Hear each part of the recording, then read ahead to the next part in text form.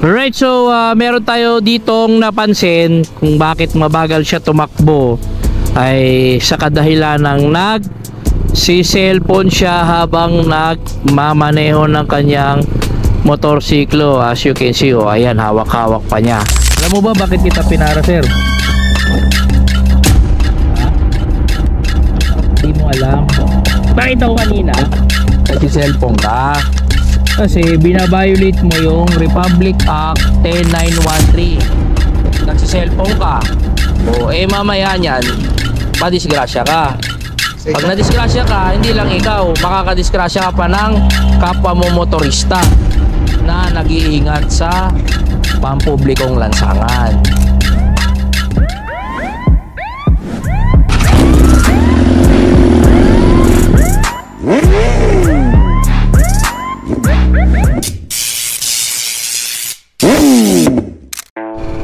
So kanina nga pala meron akong sinita na kapwa rin natin motorista, nagmumotor.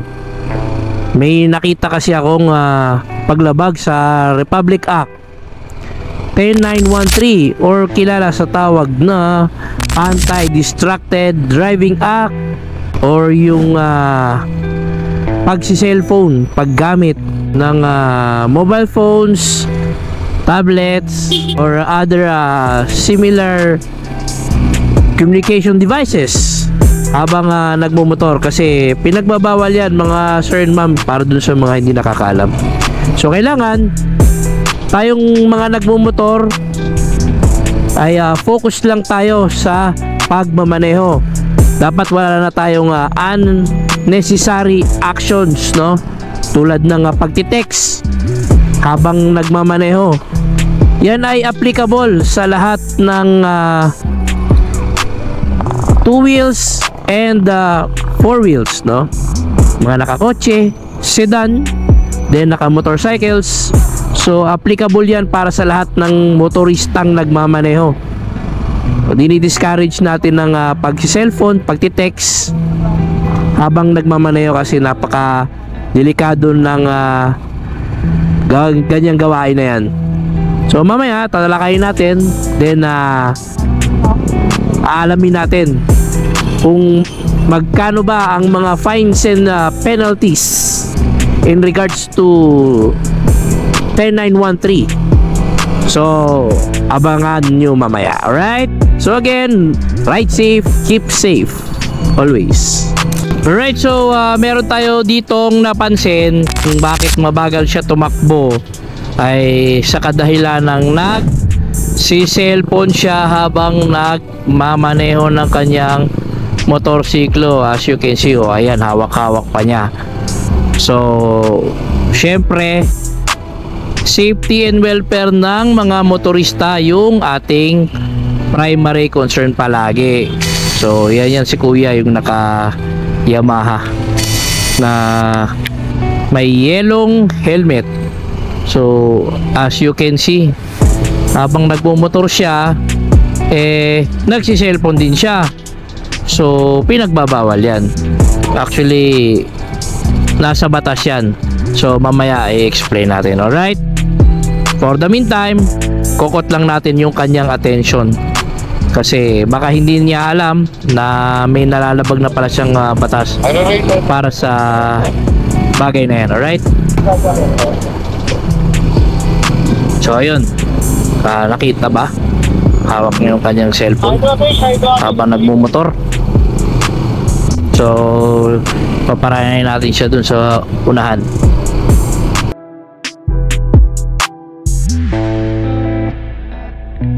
Bakit kita pinara? Alam mo ba bakit kita pinara, sir? Ha?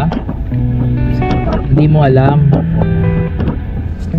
So upon checking, di naman expired tong license mo, and at the same time meron ka rin namang CR o RCR, no?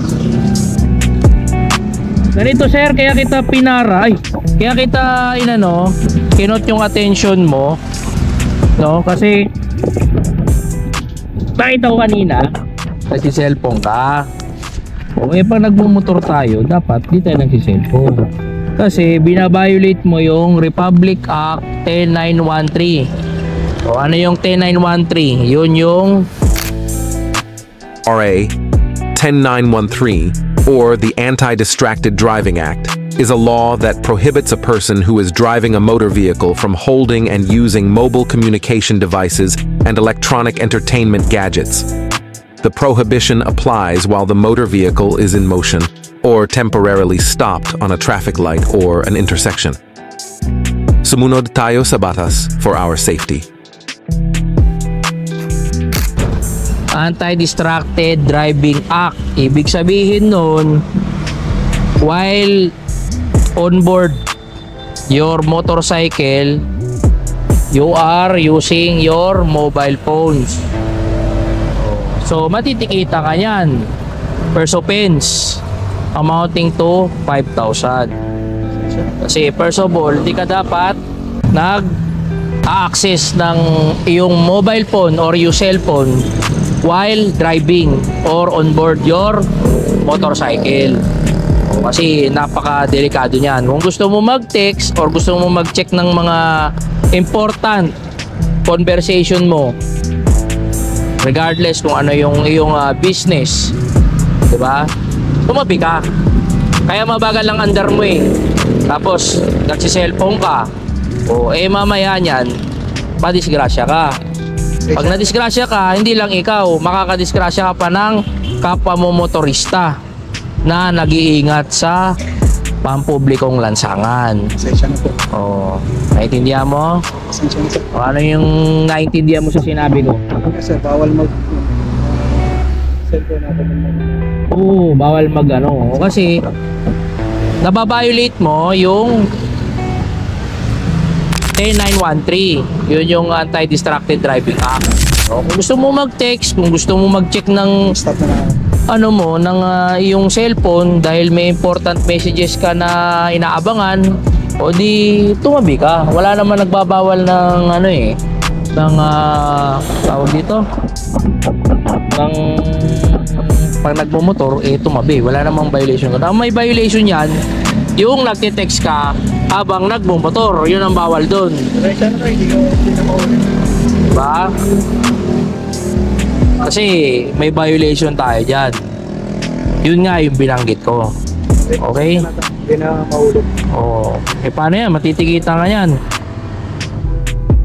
Hindi lang naman kasi ano, importante lang po. Kaya nga, tulad nga na sinabi ko, wala namang masamang tumabi. Diba? Kung may importante ka, di tabi muna tayo sa gilid, tsaka ka mag-access ng cellphone mo. Pero while moving on board ng motorcycle mo, tapos nagite sa cellphone ka dyan, delikado yan. May batas dyan. Buti kung wala, okay lang. Kaya lang meron eh. Diba? Siyempre kami, napapansin namin kayo. Kaya kinokorek namin kayo kung ano yung dapat. Diba? Tama ba, mali? Tama.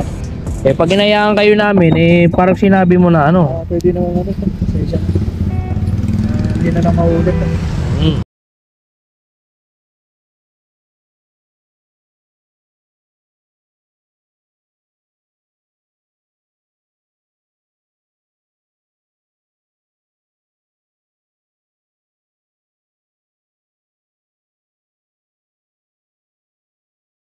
Whether private or public utility vehicle driver.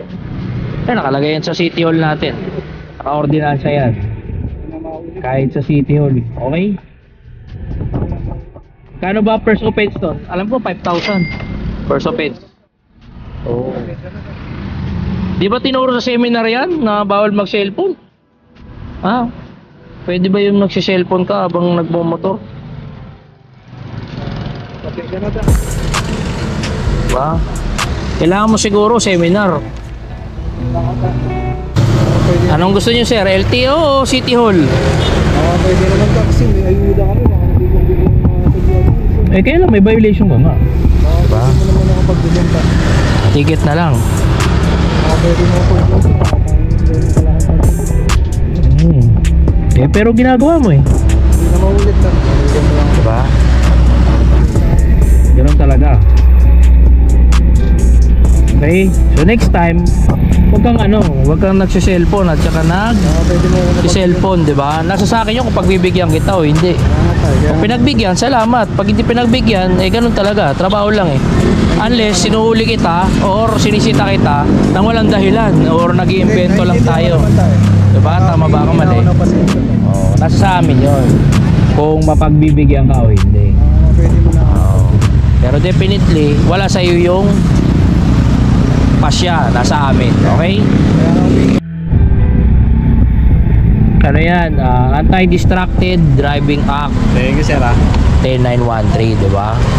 Kaya sabi ko sa kanya, gusto niya magmotor, tumabi siya. Wala namang masama. Isa nagbumotor ka nang nagsi-cellphone ka. Mamaya, madisgrasya, wag naman sana, di ba? Hindi lang naman ikaw ang gumagamit ng pampublikong lansangan. Meron mga tulad ninyo, di ba? Na may pare-pares din tayo, may mga pamilya ang inaabangan pag-uwi. Ayaw natin pare-pares na maabala, di ba? Pala, bago sa mga shoutout, nakabukas ako. Okay lang, sir. Diba? Darot sa mga taga-Batang 312. 312 daw. Barangay 312. Ano pa alam, sir? Jason Monte. Jason. Nagyaw na ng vlog ko dito, sir. Okay, kasi kasi syempre bilang pulis, dapat in-observe natin lagi yung safety and welfare ng community. Okay, pag may nakikita tayong mga ganyan, natural kino-correct dapat nila yan, di ba? Pangit yung nagbubulag-bulagan tayo, mahirap yan. Di ba? Tayo concern lang tayo, di ba? So, paano? Ingat kayo ha. Thank you, sir. Tingnan nyo, naka-helmet sila, di ba? So, ingat ha.